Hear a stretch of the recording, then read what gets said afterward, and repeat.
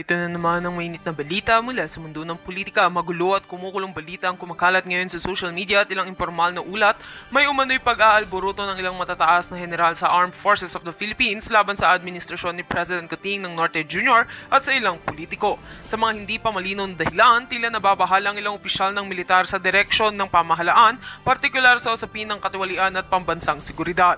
Ayon sa isang hindi pinangalan ng source sa loob ng kampo militar, may mga lihim umanong pagpupulong na nagaganap sa pagitan ng mga retirado at aktibong general. Isinusulong daw nila ang radikal na reforma sa sistema ng gobyerno at dismayado na sa tila kawalan ng tugon sa palasyo sa mga isyong panloob. Tulad ng korupsyon, pag-abuso ng kapangyarihan at panghihimasok ng ilang politiko sa operasyon ng militar. Agad namang itinanggi ng AFP ang mga ulat na may kudita o planong pag-aaklas. Sa isang pahayag, sinabi ni AFP Chief of Staff General Romeo Browner Jr. na mananatiling matatag at tapat sa konstitusyon ng buong pwersa ng militar. Maging ang Malacanang ay nagpahayag ng kumpiyansa na walang banta sa seguridad ng administrasyon at tinawag ang mga usap-usapan bilang malisosyo o bahagi ng disinformation campaign. Gayunpaman, nananawagan ng ilang eksperto sa seguridad na seryosoin ang anumang senyales na pag-aaklas o internal na hindi pagkakaunawaan sa loob ng sandatahang lakas.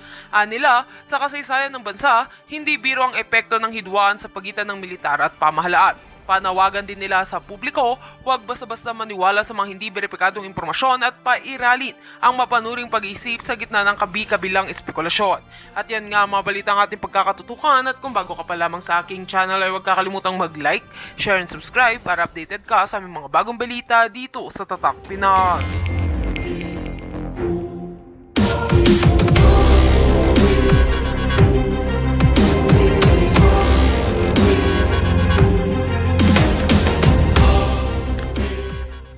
Na hanggang ngayon wala pa, hindi nahuhuli. Samantalang si Tebes ayan, uwi na. Ano nangyari kay Bautista? Si Andy. Si Andoy. Ano nangyari? Wala. Hindi na. 1.6 billion. Ngayon, ano ka? Tapos ang dayaan, 16.8 million na Pilipino ang hindi nabilang yung boto. Totoo ba yun? Nakakainis, no?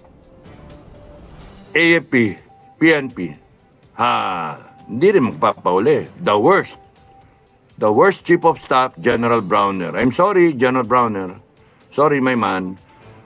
Pero ganun ang dating You are the worst Chief of Staff. Kahit anong sabihin ninyo, kahit anong usapang lasing, usapang matino, usapang barbero lang, the worst Chief of Staff ka Yun yung dating Kasi you allowed all of this to happen in your time. Ganon din sa Chief PNP, Marbil. The worst PNP, Chief. Pero may candidate na mas worse. General Torre. General Torre. Ay, nako. There's a chance for you, General Torre, no? To correct everything, rectify everything. Since you'll be the Chief PNP. The challenge for you, General Torre, is to rectify yung image ng PNP. Bago ikaw umupo, ang sama ng image ng PNP. Daming PMAyer na dumaan, nasira ang PNP. Sira Ang sama ng dating Kung ako nga lang masusunod pasara ko yung PNP palitan Kasi nga panay negative nega ang PNP. Tapos noon ang ano ngayon, General Torre, in fairness, has a chance to correct everything, to make the PNP proud again, to make the people believe that there is a police force na pwedeng pagkatiwalaan.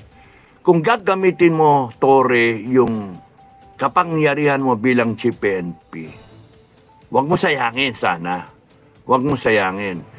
Ikaw ang kauna-unahan na Chief PNP galing sa PNPA. Kahit meron pang mga Class 92.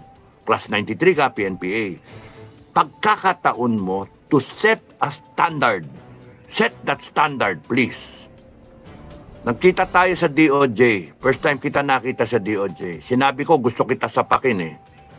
Pero sabi sa akin, kinukwento ko sa'yo, sabi sa akin ni dating Chief PNP, Senator Bato, wag sir, atin yan. Kasama yan. Ginagawa lang niya ng trabaho. Yun ang sabi. Kaya sabi nga ni Torre, sinabi niya yun, sir? Oo, sabi niya, kaya hindi kita sasapakin eh. Nakakainit ka ng ulo. Nagamit mo yung pwesto mo para ma-attain yung ano. Okay, na yan, na-attain mo na. Pwede ba gamitin mo yung posisyon mo, yung estrella mo, gamitin mo para mapatino mo ang PNP, para maayos mo. Huwag kang nagpapagamit para in-neutral. Kaya ginawa mo kay Duterte, hinuli mo. O sige, sikat-sikat ka sa mata ng mga pro-BBM. Pero sa mata ng mga Duterte, na mas marami, sirang-sira ka. Kung pwede ka nga makamatay ang mura, patay ka na eh. Pero you have a chance, since you're already there, gamitin mo yung kapangyarihan mo, the honor of being the Chief PNP, to correct the PNP, to professionalize the PNP, so that the people will start believing again sa PNP. Kasi kung di mo gagawin yan, wala. Sira lalo yung institusyon. You set a standard na being the first PNP-A, Chief PNP, the others who will follow under you, panay PNP-A na, who will follow your footsteps, mahirapan sila i-attain yung standard. Pero gusto nilang tahakin yung ginawa mo. Sana ganun ka. Sana mahimasmasang ka. Sana anuhin ka ng langit na may pagkakataon ka na maayos ang PNP where all the others failed. Now, don't fail as the Chief PNP so that you will leave a legacy na yang kay Torre na tumino. Huwag kang mamolitika. Huwag kang mamolitika. Because pag ikaw namolitika, baka biglang umikot ang gulong eh. Sa kangkungan ka, pupulutin. Mas maganda, umikot man yung gulong o hindi umikot yung gulong, gawin mo yung trabaho na ayusin mo yung PNP. Mawala yung droga, mawala yung abuso, panay respeto sa mga kababayan. Yun ang gawin mo. Total, nandiyan ka na eh. Nandiyan ka na eh. Pero kung hindi mo susundin yung advice, walang mangyayari sa'yo. Galit ang tao eh. Galit. Kat kayo lahat dyan sa gobyerno. May masmasang kayo. Lahat kayo ha. COMELEC, Congress, Senate, DOJ, lahat kayo. Tandaan ninyo yung kapangyarihan ninyo. Pati ikaw, Bongbong. Tandaan ninyo yung kapangyarihan ninyo. Hindi sa inyo forever. Mapipikon din ang taong bayan. Pagka napikon ng taong bayan, kalaban nyo, taong bayan. Huwag niyong paabutin ito na magkagulo-gulo ang Pilipinas. Ngayong panahon, kailangan nating magkaisa bilang mga Pilipino kasi napakarami ng mga problema sa buong mundo at sa bansa natin na kinakailangan solusyonan. Parating na naman ang mga bagyo, ayan na naman, baha na naman. Ay, nako, kawawa tayong Pilipinas. Pilipino kasi ayaw tumayo eh. Ayaw ipaglaban yung tama eh. Maraming reklamo sa eleksyon. Wala lang. Yung mga nanalo, thank you. Yung mga kasama, hindi baling natalo. Ano ba yan? Duterte. Di ba? Duterte will go down in history as the best president this country ever had until such time someone else better will step in and claim the throne of being the best president ever. But right now, si PRRD is the best president ever. And ang daming ebidensya eh. Buong mundo eh, Diyos ko. Buong mundo. Tapos yung ginagawa ninyo sa kanya sa ICC. At kung kayo'y mag-iisip ng masama sa kanya, maghunos dili kayo. Because ikaw lalo na Marcos, ano ka pa eh, plastic ka pa eh. Yung impeachment pa kay Sara. Ang gulo-gulo ninyo. Kasi panay kayong mga maitim ang budi. Panay kayong mga panay kayong manggagamit. Panay kayong mga walang niya. Power is not with you forever. The people can take back that power anytime. The sovereign Filipino people can and will take back that power if they so desire. All government authority emanates from the people. Imagine that. Nasa konstitusyon yun. Kayong mga nakaupo ngayon, binabiolate ninyo konstitusyon. Kung mag-aasta kayo, kala ninyo forever kayo dyan. Naghihintayan lang to mga tao eh. Inintay nila, sinong tatayo? Wala naman tatayo. Sino man tatayo? Nagtuturuan. Yung iba gustong tumayo, wala na masusunod. parang kilala ko yun.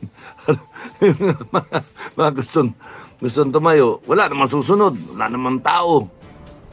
May iba naman, ang daming tao, hindi naman makatayo. Saan tayo pupulutin? Kaya ang naging challenge sa akin is mag-SFGF na lang. Kahit ako'y merong karamdaman, inisip ko na to do something positive. Something worthwhile, worth the time, worth the effort, na mas may makikita ka na vision, may tatahaking ka na landas na in the end, nakatulong ka sa mga miyembro mo, nakatulong ka sa pamilya nila, at nakatulong ka sa mga Pilipinong naghihirap, komunidad, and nakakatulong ka sa bansa. That is what yung pinagkakaabalahan ko ngayon eh, yung SFGF, no? Yung tinatayo namin kooperatiba. And maraming salamat sa mga nagsusuporta. Sa mga nagsusuporta at naniniwala sa akin dyan sa SFGF, maraming salamat. Nakikita na namin na abante talaga eh, abante. Now, balik ako doon sa you will go down in history, kayong lahat, as the worst ever administration. Gusto niyo ba yon? Kahit anong gawin niyo, 3 taon na lang. Gusto niyo ba na the worst of the worst kayo? Huwag sanang ganun yung asal ninyo eh. And Sara Duterte might go down in history, question mark, as the replacement of Duterte sa trono, sa tatay niya, as the best president ever. Di natin alam, question mark. Matakot kayo pagka ang Inday Sara, one day gumising, mainit ang ulo, tumayo bigla. Doon kayo matakot. Kasi, yun lang hinihintay ng tao eh. Yung hudyat ng Inday Sara. Yun ang hinihintay ng tao. Ako, yun ang hinihintay ko eh. Kasi no amount ang AFP, PNP, no amount kayong lahat, mga no amount kayo pagka ang Inday Sara napikon ninyo, nagalit, at tapusin natin to. Tapusin natin ang laban na to pagka nagsalita yan ng ganyan. Nako, good luck sa inyo. Kahit ako nasa ospital, babangon ako at tatayo ako with the other Filipino people na gustong baguhin to. Ang advice ko lang kay Inday, Madam President, ay i-reboot mo. Kung sakasakali magkaroon ka ng pagkakataon to be there, either now, anytime now, or by 2028, if you're still up and running, If you're still capable of running, kung hindi ka inimpeach, kung hindi ka dinedo, knock on wood, hindi ka dinedo, o kung ano-ano man yung binabalak nitong mga nasa pwesto, if you have the opportunity, please reboot the entire system. Reboot ang solusyon dyan. Hindi pwede yung upo ka tapos nun, ganun din eh. Maraming sip-sip na politiko, etc. Reboot mo lahat. COMELEC. 40 years na tayo nag-eleksyon, no? Ilang eleksyon na yon? Parang 11 ba? 40 divided by 3, 1, 3, 10, divided by 3, 13. 13 elections o 14 elections na tayo since EDSA 1. And look, hanggang ngayon, dayaan. Ano ba yan? And tayong mga Pilipino, di na pa tayo natuto. Laging ganon. Kaya, Inday Sara, go back to manual counting. Tigpusin mo yung COMELEC. Tigpusin mo. Isara mo. I-reboot mo. Yung Congress, isara mo. I-reboot mo. 300 congressmen. 18 lang. 1 per region. Represented na yun. Wag tayo magbayad ng ganong karaming tao para lang sa death penalty nga, hindi mapase. Tarantado mga yan eh. Sorry. Tarantado mga yan. Hindi mapasa death penalty. Mandatory service. ROTC. Ano ba yan? Hindi. Ano? Kalokohan talaga to. Yung full coverage sana ng PhilHealth eh. O yung budget ng Malasakit Center. Ang daming kapalpakan ng Congress and then kung ano-anong politika ang... And we're paying them. We're paying. These stupid son of a bitches, we're paying them. Question mark. Sa tingin nyo ba, mga kababayan, sa bagong breed ngayon, sa bagong halal na congressmen at senado, sa tingin nyo ba matitigil yung Resolution 10? Sa tingin nyo ba mawawala yung Resolution 10? Na isa sa mga kinu-question natin noong pa, na 20 ano pa yan? 2012 pa yan. Ano na ngayon? 2025. Ilang pirma ang dumaan na walang resibo ng hinayupak na Senate at saka ng Congress. Sara na lang natin dapat lahat yan eh. Sara na lang eh. Para ma-reboot ba? Yun yung sa akin. Yun yung opinion ko na hindi nyo naman tinatanong eh. Para sa akin, i-reboot mo lahat yan para maayos natin. Because if you, Madam President, if you will not reboot it, you will be back to the same vicious cycle. Spiraling down. And I hope that since your father will go down in history as the best president ever, until someone does better, I hope it's you, Inday. Sana ikaw yun. Reboot mo lahat. Kaya mo yun eh. I have faith in you. I believe in you. Inalam mo ko. I have faith in you. Sana nga, i-reboot mo lahat para matauhan. Kung kinakailangan ano yung PNP, anong tawag doon? I-reboot mo. Pati AFP. Excuse me. I-reboot mo. Lahat. Congress, Senate, COMELEC. You put the right people. Otherwise, walang mangyayari. Sayang eh. Kayong mga naghahangad na tanggalin ang Inday Sara at gawan ng masama, mga PI kayo, isipin ninyo na mas maraming Pilipino, and this is still a democracy, mas maraming Pilipino ang naniniwala sa Inday Sara. Kaya, balik ako sa iyo, General Torre. No? Congratulations.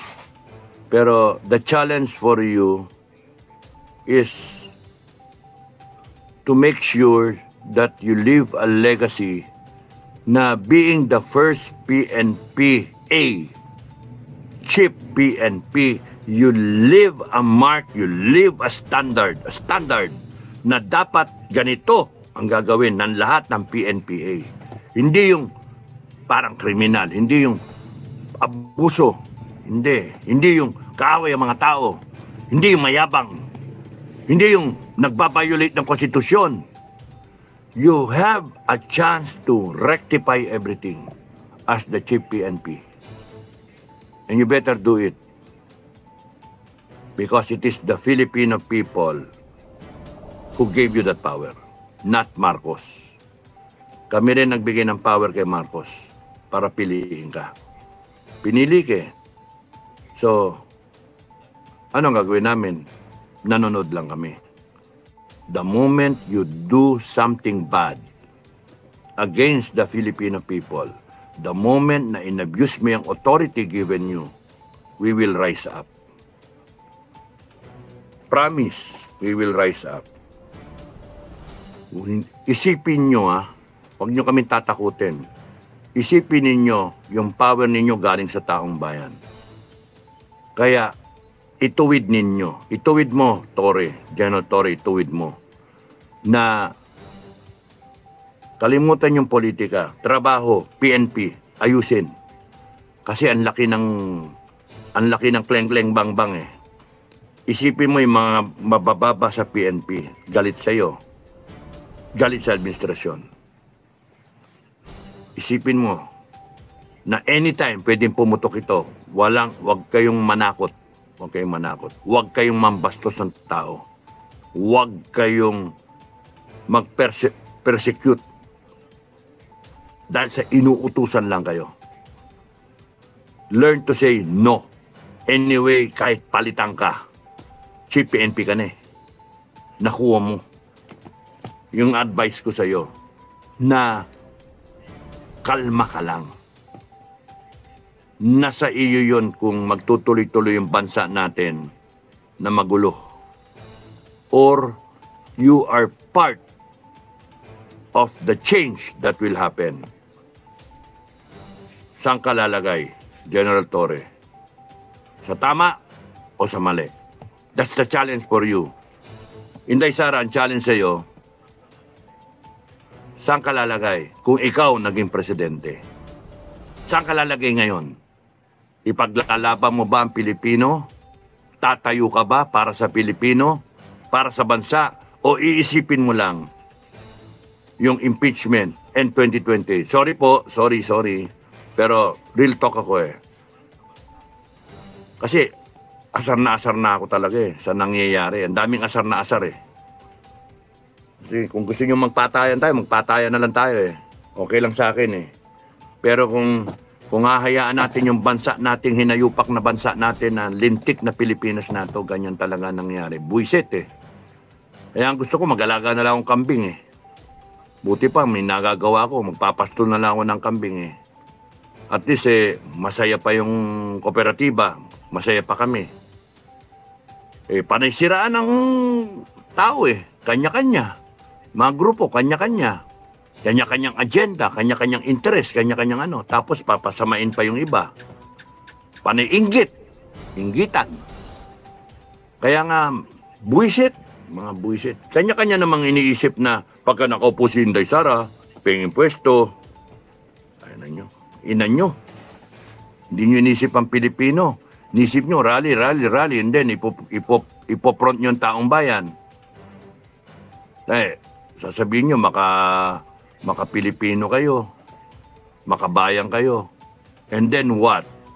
Kailangan ng ganito, kailangan ng ganon. Bigyan nyo, mag-attend kayo, mag-rally kayo. Ano ba yun? Hindi tama yun. Kayong mga pinuno, tumayo kayo. From Inday Sara, down the line, tumayo kayo. Paglaban yung bansa. Kita nyo mali yung nangyari sa eleksyon Mali yung nangyari sa resulta ng eleksyon. Tapos nun wala lang. Parang wala lang.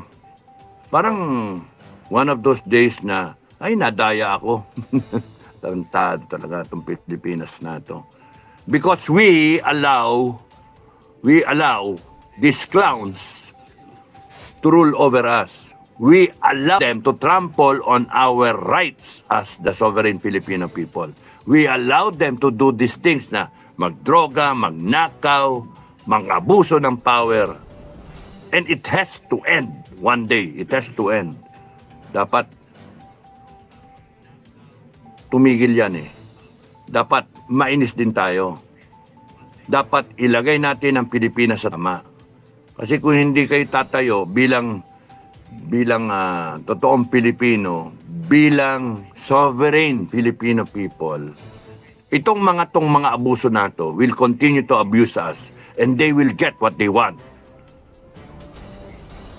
Kaya ang advice ko sa inyong lahat, mga kababayan, sa inyong mga nasa gobyerno, kayong mga retired na mga nakaupo na lang, nag-enjoy ng pensyon, the country, whatever will happen to this country, all depends on all of you. Kayong mga nagnanakaw, kayong mga nakapwesto, mga ina nyo, dahil sa inyo, babagsak ang bansa natin. Kayong mga Pilipino na walang pakialam, dahil sa inyo, babagsak ang bansa natin. Kayong mga may ambisyon, kayong mga merong interest, may agenda, babagsak ang bansa natin dahil sa inyo. The country is making history. It will go down in history as the pinakakaawa Pilipinas. It will go down in history as a country na not worthy of being called a first world country. Continue to go down, spiraling down until that time na wala na, di na ma-recover. Because you all lack, ewan ko, you lack the involvement, the commitment, the understanding of where we should be.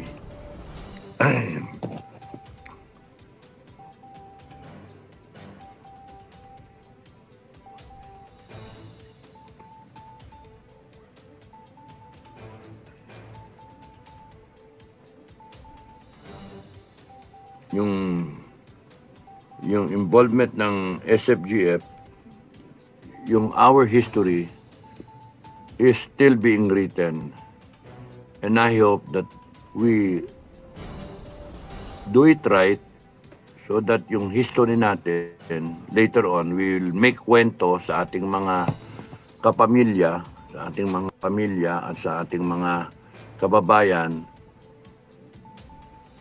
SF was formed in a time na parang walang pag-asa na talaga yung bansa natin eh. Ang daming lumilitaw yung litid, rally na tayo, tapusin na natin to, pero wala eh. At least yung members ng SFGF, Sovereign Filipino Guardians of Freedom, malinaw. 3 pillar, corporate, cooperative, foundation.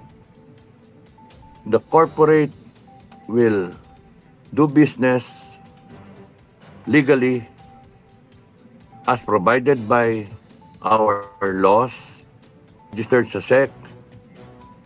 It will pay the right access.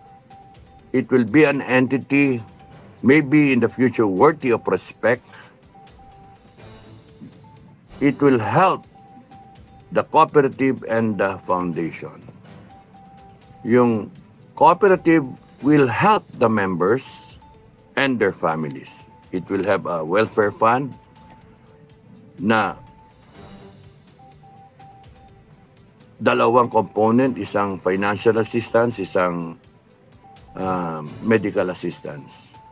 So maybe, hopefully, yung mga members ng SFGF family may matatakbuhan. Samahan nga kapatiran eh. Sa mga negative na nagsasalita dyan, mag-ingat kayo, demanda abutin nyo. Ha? Demanda abutin nyo. Kasi this is a private endeavor. Yung foundation, ang tinatahak niyan ay yung komunidad na pwedeng tulungan. So,